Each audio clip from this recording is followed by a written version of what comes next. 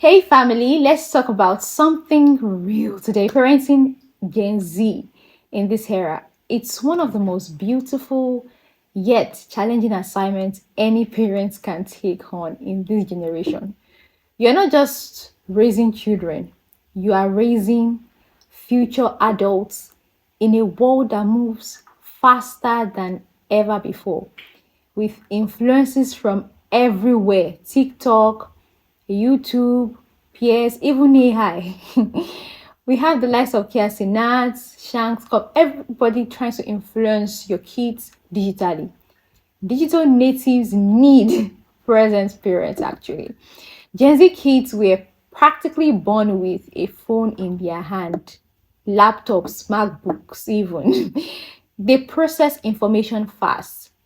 But here's the catch: they are emotionally sensitive, deeply aware, and mentally overstimulated. You'll be hearing like, oh, I'm depressed or something. Ah, God forbid, I'm not depressed. My brain, oh, I'm mentally stressed, I'm mentally this, I'm mentally that. This generation is questioning everything: identity, truth, authority, values. And if you, as a parent, are emotionally absent or always yelling, back in my day, you will lose their heart. Parenting Gen Z starts with connection, not control. No, you don't control your kids. Your Gen Z child might be expressive online, but withdrawn at home. Like if you are trying to control them, don't assume they are okay because they are laughing on TikTok. Ask them. Be intentional about the questions. Like, how are you really doing? Ask them about school. And when they open up, don't mock them. Ask them about their relationships. Do not mock them. Don't spiritualize everything. Listen. Listen. No. They are facing anxiety. They are facing body image issues. They are facing online bullying. They are facing so many pressures, even gender confusion in some spaces. Your role is not just to correct, but to guide with wisdom and to guide them with love. In this age, in this generation, silence is not golden. You need to communicate with your children. Communication is key with these Gen Zs. You need to communicate. You need to speak. You need to communicate. They question everything, so you need to tell them as it is. Now let's talk about something sensitive: favoritism. Even I don't like that. Even I that. Well, anyways, children notice when one sibling is always praised, when one sibling is always defended, always chosen. And trust me, they carry that wound for years. I've seen, even in the Bible, Jacob favored Joseph and it caused chaos among his sons. I've witnessed it. Not like when I say I'm a living testimony, I've witnessed it even in my own clan. Like I've witnessed. You were not mean to show favoritism, but check your tone, your time, your praises. Love should be tailored, not lopsided. Each child is different with their uniqueness.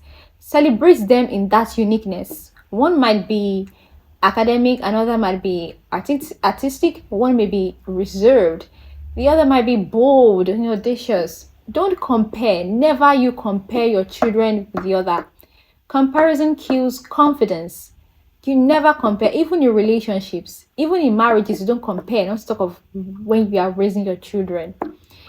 Raising morally grounded kids in a decayed world is very, very important at this point. I mean, let's face it, the world has changed. Right is wrong, and wrong is trending.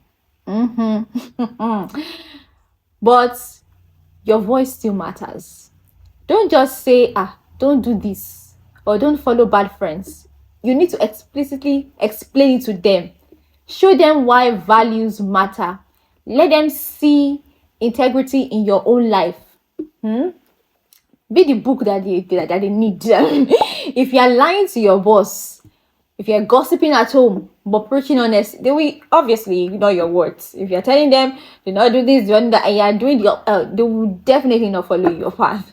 So be what you want them to become. Gen Z won't just obey because, oh, my mommy said so, my daddy said so, because you said so, my auntie said so. No, that's not rebellion, it's awareness. The fact that they're not listening to you is not rebellion. They'll say it's awareness, they are woke. We're in a woke generation. Shift from yelling to explaining, shift from punishments to consequences with conversations. Don't just say, give me that phone. Say, come on, let's talk about how too much screen time is affecting your sleep, your mood, your focus. Be the professor in their lives. Teach them how to make the right decisions, not just follow instructions. That's how you raise adults, not slaves. Not like, don't do this, do that, don't do this.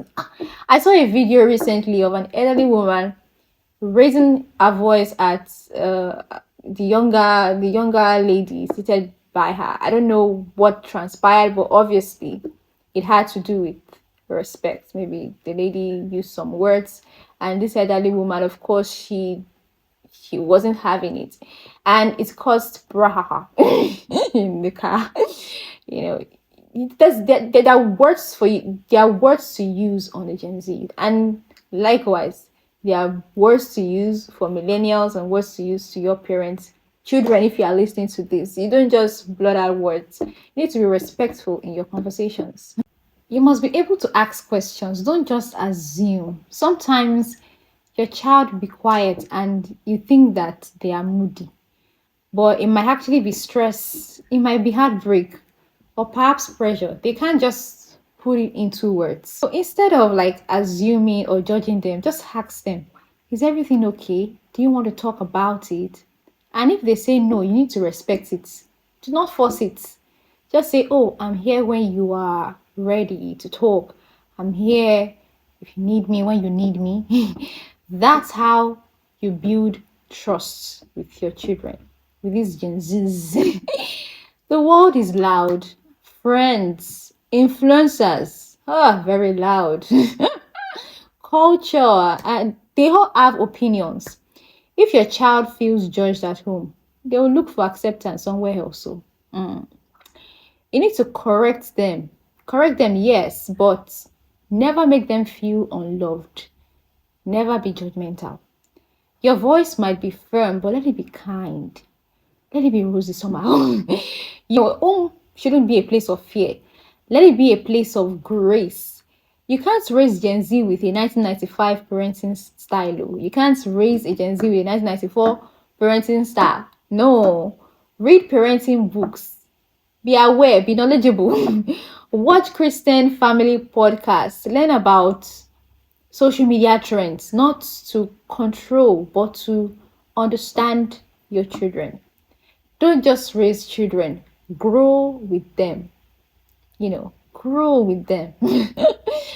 Parenting is not perfection, it is progress.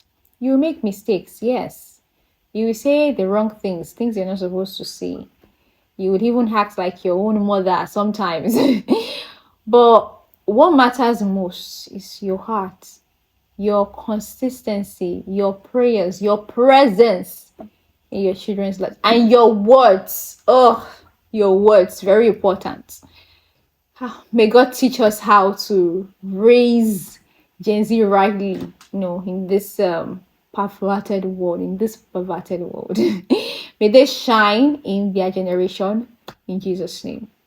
Thank you so much for staying tuned to the end. For more conversations as this, do well to subscribe on our YouTube channel and ensure to follow us on all social media platforms at FaithSpark.